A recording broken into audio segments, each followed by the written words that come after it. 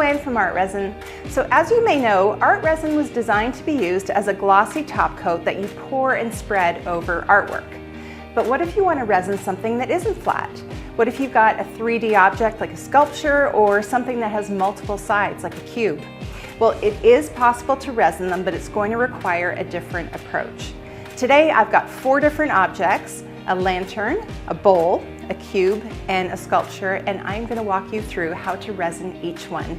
So I'm going to go grab my supplies and let's get started.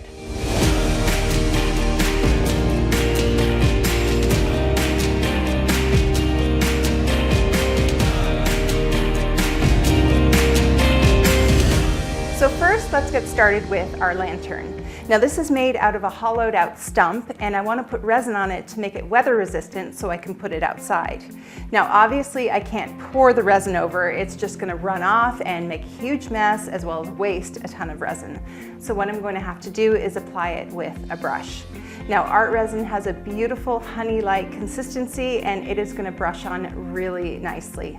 Now you could use a foam brush, but because the bark is so rough, it is going to shred that foam and you're going to end up with little black bits cured into your resin. So what I'm going to do instead is use an old paintbrush.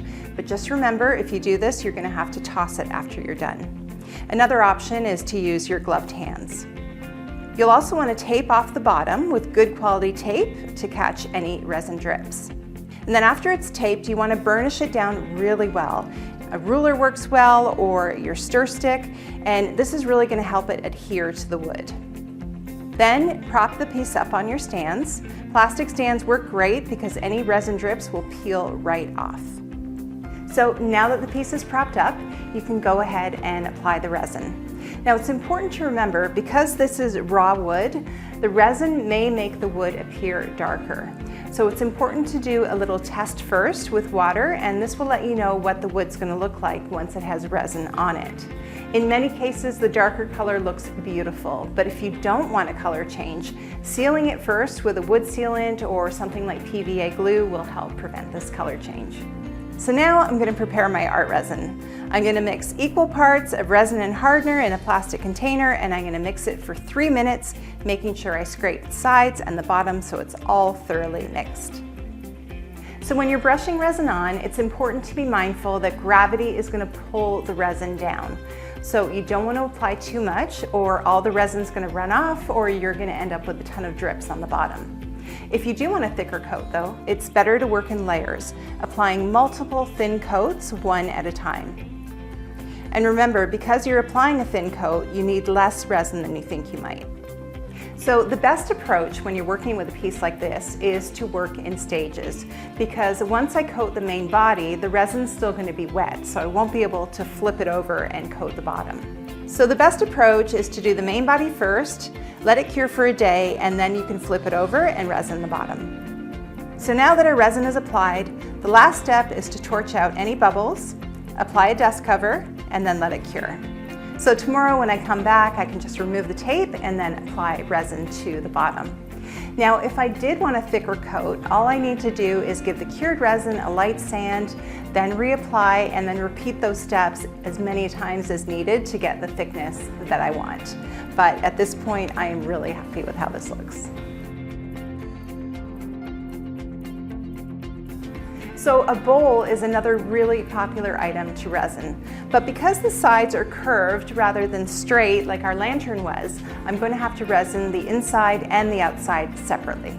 So I've already gone ahead and resined the back, but before I did, I taped the inside of the bowl along the lip to prevent any resin drips. So now I'm going to flip it over and resin the inside, and again I'll tape around the outside to prevent any drips. It's important to remember that gravity is going to pull the resin down to the lowest point. So if you apply too much resin, you may end up with a thicker layer on the bottom of your bowl. So go slow, use less resin than you think you need, and remember, you can always add a little more if necessary. So once you're done, cover it and let it cure for 24 hours. Then remove the tape, and just to make sure it's food safe, let it fully cure for another 2 days before you use it. And then you're done. So now let's talk about a piece that has multiple sides. I've got this decorative cube here and I want to resin the whole thing. Now, if I were to pour resin over the top and let it run down the sides, gravity is going to pull the resin and I'm going to end up with a thinner coat on the sides than I have on the top. So the better approach is to work in stages, applying resin to one face of the cube at a time and continuing until all the sides are done. I'll start with the top panel, let it cure, and then flip the cube around so that one of the sides becomes the top, and then continue until all the sides are resined. The advantage of doing it this way is that you're going to get a nice thick coat on each side. I definitely tape around each side as you're going, just in case you get any drips. And if you apply the resin carefully, you shouldn't have any issue where the resin meets up along each edge of the panel. If you do have a gap or the resin overlaps and the edges become uneven or bumpy, then you can just sand it down lightly with an emery board and reapply with a foam brush. So for an item with multiple sides like a cube, the best approach is to do it in stages. It takes a little bit longer, but the results are so worth it. So here I've got a bunny sculpture that I'm going to resin to make it weather resistant so I can put it in my garden. And again, because the stone has quite a rough surface, it's going to shred a foam brush. So I would either use an old paintbrush or gloved hands.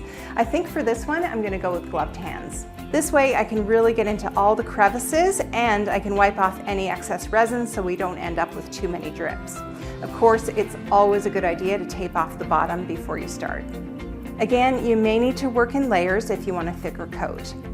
Once the resin's dry, you can flip it over, prop it up, and apply a thin coat to the bottom of the sculpture. Let it cure for 72 hours and you're done. So I hope you found this video helpful. If you have any questions or tips about how to apply ArtResin to 3D objects, please leave them in the comments below. Don't forget to hit subscribe and we will see you next time. Bye!